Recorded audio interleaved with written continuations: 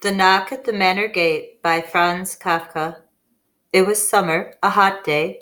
On my way home with my sister, I was passing the gate of a manor house. I cannot tell now whether she knocked out of mischief or out of absence of mind, or whether she merely threatened the gate with her fist and did not knock at all. 100 paces further on along the high road, where it turned to the left, a village began. It was not a village we knew, but from the very first house people emerged, making friendly but warning signs to us. These people were terrified, bowed down with terror. They pointed to the manor we had passed and reminded us of the knock at the gate. The proprietors of the manor would charge us with it.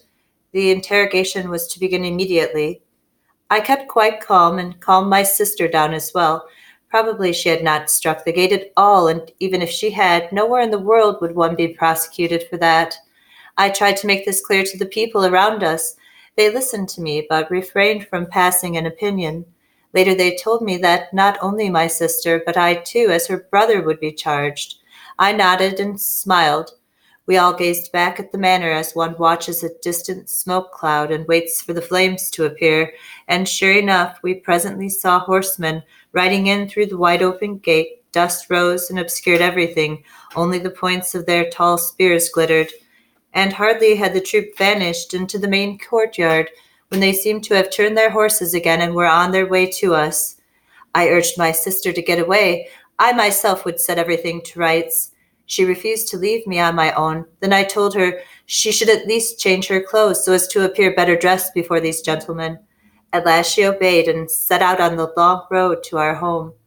Already the horsemen had reached us, and from the saddle they began asking for my sister. She wasn't here at the moment, was the apprehensive reply, but she would be coming later. This response left them almost cold, but the most important thing seemed to be that I had been found. The two chief members of the party were the judge, an energetic young man, and his silent assistant, whose name was Asman.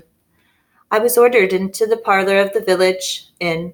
Slowly swaying my head from side to side and hitching up my trousers, I set off under the watchful gaze of the party. I still half believed that a word would be enough to get me, the townsman, released, perhaps even honorably released from this group of peasants.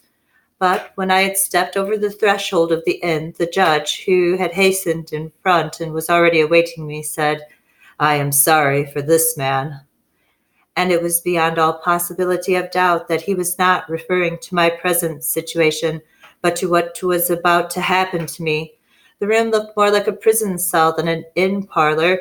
Great stone flags, a dark gray bare wall, an iron ring embedded somewhere in the masonry. In the middle, something that was half pallet, half operating table.